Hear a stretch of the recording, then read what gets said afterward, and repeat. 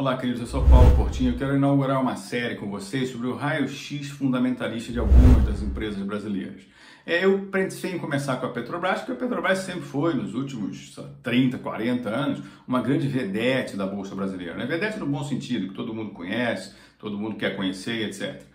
O que acontece é o seguinte, eu queria construir para vocês alguns envelopes de índices fundamentalistas. Preço-lucro, preço sobre EBITDA, preço sobre valor patrimonial ou algum outro que se mostrasse interessante no caso da empresa. E eu comecei a levantar os dados da Petrobras, né? São dados públicos, né? Todo mundo consegue acessar, receita, EBITDA, receita, lucro líquido e tal. E aí eu comecei a olhar o seguinte, gente, eu ia fazer dos últimos 6, 7 anos. Aí eu falei, não dá, porque a Petrobras tem história demais. Aí botei para os últimos 9 anos. Não dá, a Petrobras tem história demais. Aí eu falei, no mínimo eu preciso pegar o momento em que ela disse que descobriu o pré-sal, para as pessoas entenderem o que está acontecendo. Aí quando eu montei todos os dados da Petrobras, eu falei, Jesus, esses números, esses gráficos aqui contam a história do Brasil dos últimos 14 anos, dos últimos 15 anos. A gente vai ver tudo ali, a gente vai ver política, a gente vai ver Lava Jato, a gente vai ver pré-sal, a gente vai ver crise do subprime, a gente vai ver coronavírus, é tudo. Então eu falei, em vez de fazer direto esse vídeo jogando para você, colocando para você esse raio-x fundamentalista, eu dividi entre explicar os números da Petrobras e usar esses números para mostrar para vocês o que aconteceu nos últimos 15 anos no Brasil, que é extremamente importante para entender onde é que o nosso mercado está. Aí eu construo o tal raio-x fundamentalista, né? Então a gente vai começar com esse vídeo de hoje falando sobre o valor de mercado da Petrobras. No vídeo seguinte, a gente vai falar sobre patrimônio líquido, sobre lucro líquido, sobre EBITDA, etc., para você ver que cada um desses gráficos conta uma parte da história do Brasil dos últimos 15 anos. E no terceiro vídeo, a gente vai colocar para vocês todos esses indicadores fundamentalistas e conversar um pouquinho sobre eles. Me acompanha.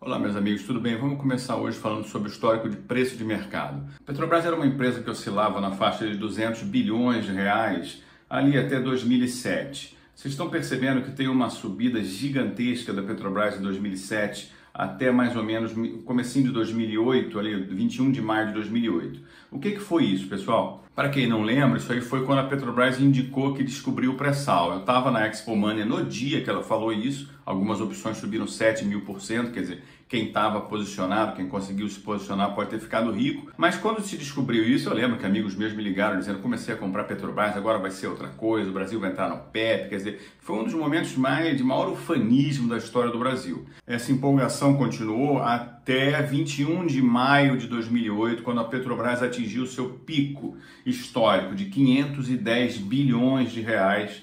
Isso dava na época, pessoal, cheguei a fazer um vídeo sobre isso também, em torno de 300 bilhões de dólares. Nesse momento a Petrobras chegou a ser uma das 5 maiores empresas de petróleo do mundo, mesmo produzindo 4 vezes menos do que a ExxonMobil, por exemplo. E aí você percebe que a crise de 2008 fez a Petrobras cair a valores menores do que tinha em 31/12 de 2005, abaixo ali perto de 150 bilhões de reais, de 510 para 150 bilhões. Essa história é bastante importante para o Brasil. A Petrobras ela bateu 300 bilhões de dólares, 510 bilhões de reais, não só por conta da perspectiva do pré-sal, mas era um momento em que o petróleo estava 140 dólares, que o Brasil tinha acabado de ganhar o investment grade, quer dizer, existia uma confiança no país, etc. A gente tinha feito PAN e tinha a perspectiva de ganhar outras coisas, quer dizer, o Brasil estava numa situação bem diferente da situação que acabou vivendo 5, 6 anos depois daquilo.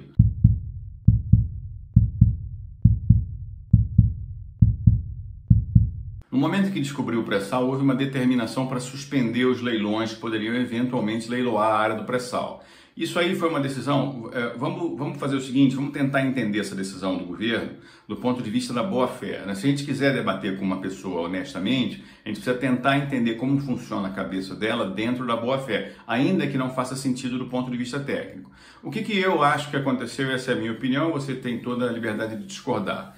Eu entendo que o governo fez o seguinte, no momento em que ele descobriu o pré-sal e o petróleo estava 140, 150 dólares, E eu lembro que as pessoas tinham medo que o petróleo chegasse a $300, que não tivesse mais condição de contratar frete. As pessoas que viveram aquela época lembram que o governo achava que a gente ia salvar o Brasil em termos de educação, em termos de saúde, etc., com dinheiro do pré-sal. O Brasil ia entrar na OPEP, se tornar um dos grandes exportadores e tal. As pessoas que viveram esse momento lembram. O que o governo deve ter pensado? Vamos pensar sempre do ponto de vista da boa-fé.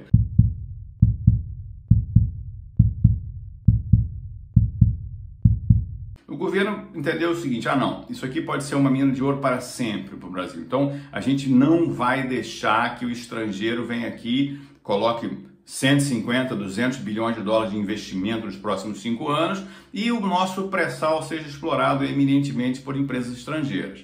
Essa é uma visão bem socialista e tal. Uma visão de planejamento central, controle e tudo. Beleza, vamos supor que tenha sido isso. O que eles fizeram? Tentaram construir uma indústria nacional em torno desse futuro maravilhoso do pré-sal, futuro maravilhoso do petróleo. Então a gente não tinha praticamente uma indústria naval, construiu-se uma indústria naval. A gente não tinha uma indústria nacional de construção de sonda, a gente construiu uma indústria nacional de construção de sonda. O governo, para garantir isso, fez o quê? Começou a colocar um monte de conteúdos nacionais, 65%, 60%, então significa que tudo que ia ser feito tinha que ter algum trabalho aqui, algum lucro gerado aqui dentro no Brasil, etc. O que aconteceu foi que todas as grandes empreiteiras, de certa maneira, criaram o seu braço petrolífero, né? O seu braço que ia trabalhar na área de serviço e tal. Então eu não quero que venha para cá a Schlumberger para fazer todos os reparos dos navios. Eu quero que tenha uma empresa brasileira, etc.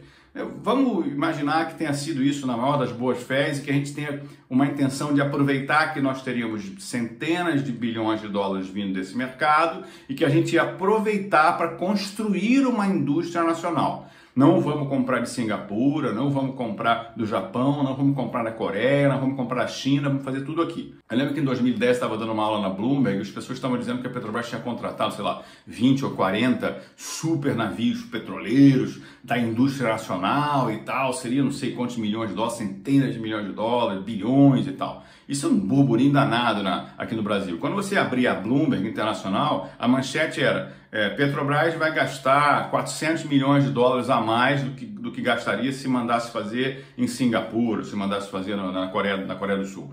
Quer dizer, era essa a ideia. O estrangeiro olhava e falava assim, pô, tudo bem, esses caras eles estão optando por perder dinheiro, queimar dinheiro, para construir uma indústria local e etc. Eu vou dizer o seguinte, se realmente o petróleo tivesse ido a $300, $400, talvez essa aposta jamais seria boa do ponto de vista de geração de riqueza, né? Porque o capitalismo, para gerar riqueza, ele precisa de uma enorme liberdade. Ele não vai gerar igualdade, ele não vai gerar salário igual para ninguém, o capitalismo não é uma doutrina moral. Mas se ele funciona solto, com muita concorrência, ele gera muita riqueza. Então quando você fecha, ele vai gerar menos. Mas, se tivesse subido para $300, talvez a gente tivesse nadando dinheiro ali em 2013, 2014. O que aconteceu foi justamente o contrário.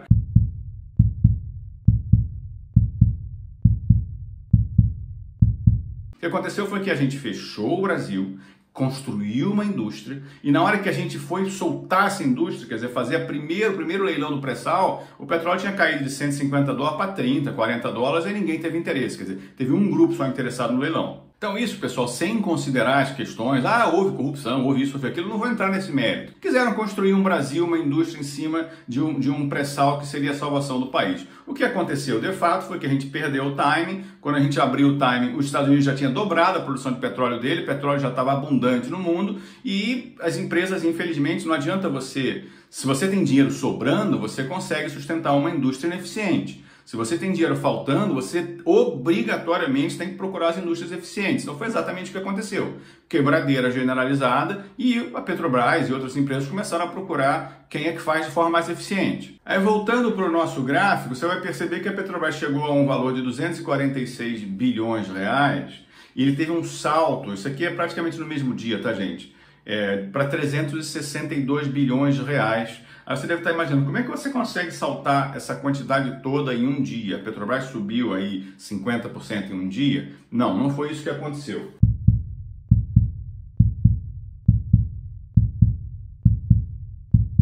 Quando a Petrobras entendeu que ela precisava tocar o pré-sal sozinha, etc., ela entendeu que precisava de uma grande capitalização.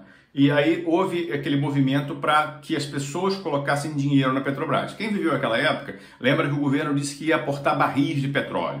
O governo vai aportar barris de petróleo para que a Petrobras possa explorar, tirar, ganhar dinheiro, e as pessoas, os outros investidores vão colocar dinheiro. Expectativa de 120 bilhões de reais de aporte, que foi exatamente o que subiu o valor de mercado da Petrobras. Na hora que entraram todas aquelas ações, o valor de mercado subiu de 240 para 360 bilhões de reais, mais ou menos. Ocorre que teve uma situação que quase ninguém percebeu na época, que o governo mudou ao longo na construção do processo, o governo mudou a ideia de aportar barris. Na verdade, o governo ele começou a distribuir direitos de subscrição para vários entes, Caixa Econômica, BNDES, Banco do Brasil, e esses entes iam se organizar, iam aportar dinheiro e títulos, né? E o Tesouro Nacional também. Só que o Tesouro Nacional ia aportar na faixa de 35 bilhões de reais e os outros entes nacionais, ou 35 ou 40 bilhões de reais, os outros entes iam continuar participando com a parte do governo e iam colocar o direito de subscrição do governo.